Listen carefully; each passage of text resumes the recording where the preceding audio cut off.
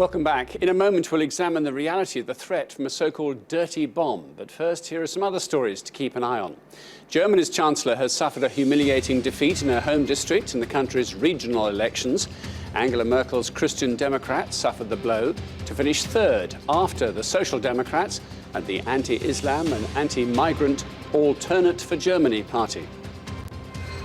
This year's G20 summit has concluded in Hangzhou in China, with leaders agreeing to push ahead with inclusive and sustainable growth.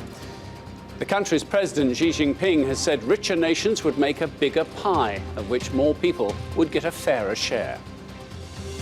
And 2 years after Hong Kong's umbrella revolution, some of the protest leaders have won seats in Hong Kong's Legislative Council.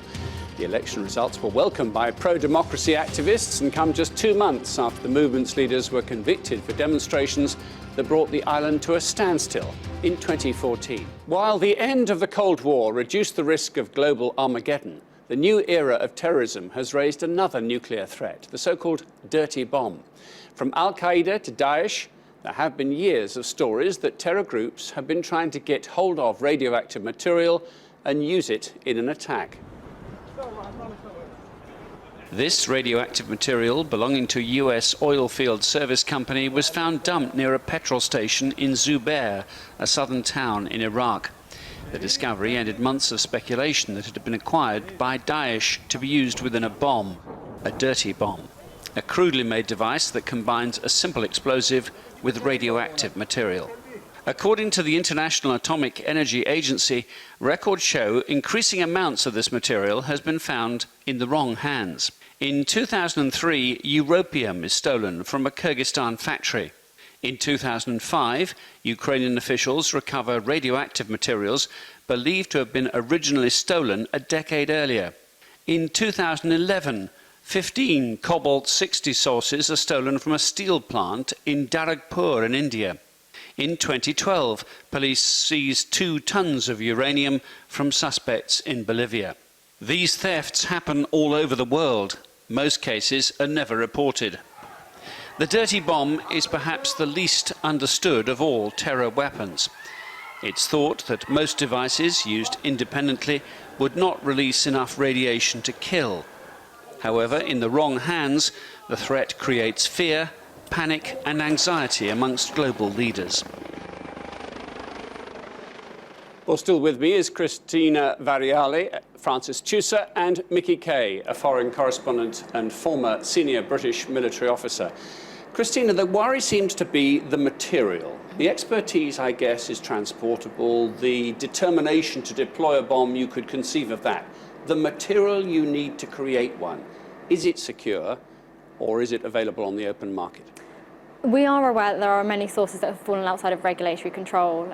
For example, in the past 5 years, there have been numerous cases of material appearing in Moldova, a lot of material in Eastern Europe, and we assume it's coming from former Soviet sites in Russia and the surrounding area. We are aware there is a black market that operates. The extent to the operation of that black market, we are still trying to figure out. So the material is out there, and it's just the extent of the demand and the production of the weapon is of interest. That's scary. Who's got hold of this stuff and is selling it to whoever else? If you were to look mainly at the former Soviet Union, I remember back in the early 90s, it was former Russian Soviet officers basically saying, "Where's my pension?" And they were then taking this stuff, sometimes off ballistic missiles, and putting it onto the black market. And it was done really in a quite amateur way. But to put into perspective quite how ramshackle the former Soviet Union was in those days, when the United States and Soviet Union and Russia were comparing notes on exactly how many nuclear weapons both sides had produced during the Cold War, the Russian figure was plus or minus 20%. They weren't quite sure how many they had produced, let alone dismantled. Which means there's an alarming volume of material that could be out there. Or it's just someone's forgotten it's in a bunker somewhere and it's just quietly rotting. Does it rot, though? Or does its potency remain? Over time, the elements will decay, but some of the elements do have half-lives of sort of 3,000 or 4,000 years. So that's... It could still harm people, couldn't it? Mickey Kay, what about the expertise, the scientific knowledge to put together a weapon? Do you think that's available? There are guns scientists for hire in the world if I am determined to try and achieve this. I absolutely do, Martin. I think I think when it comes to assessing the risk, capability versus intent, and probability versus consequence, I went and interviewed a radical sheikh in North Lebanon, Omar Bakri, a couple of years ago, and he told me that there was no doubt in his mind that someone like Daesh, if they got their hands on it, would they use it? So then you've got to ask yourself, well, what's the capability? And I think there are three key components to that. The first one is how do you actually make the materials or get your hands on the materials? The second one is how you develop a warhead or a bomb. And the third one is how do you deliver that? And I think across all of those three components, we need to be assessing risk, we need to be assessing vulnerability and where the weaknesses are. If you look at the report that we had in the first part of the program, the capability of nuclear is huge. You're looking at ballistic missiles like Trident and Polaris that have a range of 7,500 miles deployed from submarines, all the way down to tactical nukes that can be strapped onto a Eurofighter or an F-15 that are kept, for example, 50 at Incirlik Air Base in southern Turkey at the moment, just 100 miles away from what is effectively a porous border between Syria and Turkey. So I think, the bit that you just mentioned in terms of the science behind it is a very, very small but important component of how you assess the risks. There's also risks on security, where the materials are being raided. What are the ideologies within a company? What is in a country? What is the instability within a country? Are there any insurgencies that are on the rise? Are they powerful? What's the immigration and porous borders like? It's a huge, complex risk equation that we have to continually keep assessing. And we need to stay awake to that, don't we? But Christina, what would be, do you think, if it's a modest bomb, what a horrible term, a phrase I've just coined, but if it's a smallish device let off in a city centre environment, what's the harm? What's the count of those who die and are injured? So it will completely depend on, like you say, the explosive range and also the material that's used.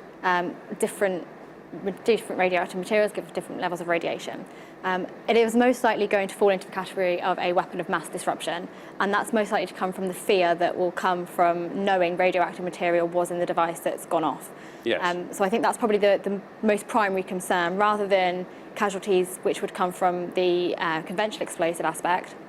It would be the concern of the radioactive material and the cost of cleanup following that dispersion as well, that I think would probably be the main concern following such a detonation. How ready do you think are our civic authorities, Francis, to deal with the consequences of that? Maybe not the casualties at the explosion point, but the ramifications afterwards. The ramifications, and to go back to a test that was done in London, this would be about 10, 12 years ago, looking at dirty bomb, it reckoned that up to 4 square miles, about 7 square kilometres, would be contaminated.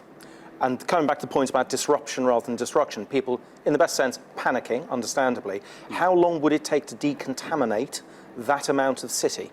And would that mean, for example, the old City of London financial headquarters, okay, it's now in Docklands mainly, but would that be disrupted for the time being? The answer is absolutely yes, because you wouldn't let anyone in there while you were checking where the contamination was. Are the authorities prepared for that? I would say probably no authorities are prepared for that, because it's pretty frightening and expensive to say how many hundreds/thousands of people would we need to do this decontamination. If we are cleaning up radioactive material, where do we then take it to actually store it? Those sort of plans, there are some very loose plans around, but in the nicest sense, people say, well, have we got enough fire brigade, military to sort out the first hours? Fine, we'll deal with the rest later. And they'll extemporise from that. Yeah. Francis, thank you very much indeed, and to Christina, and to Mickey as well. Now we end with our Insight Bite. This is a little something that we feel you should know. We're taking you back to September 1666, and a fire started in a bakery in Pudding Lane in the City of London, and things changed. 350 years later, a recreation of houses and civic buildings that made up 17th century London was set alight and burned, this time on barges safely moored in the middle of the River Thames, the replica stretching to some 120 metres in length. The Great Fire of London destroyed 4/5 of the city. 13,000 homes and other structures went up in the flames, but records suggest that remarkably fewer than 10 people are believed to have died. After the fire, rebuilding work, including the majestic St Paul's Cathedral, focused on using stone as the main construction material, and a firefighting service was created in the city. Well, that's all for now. I'm Martin Stanford. That was Insight.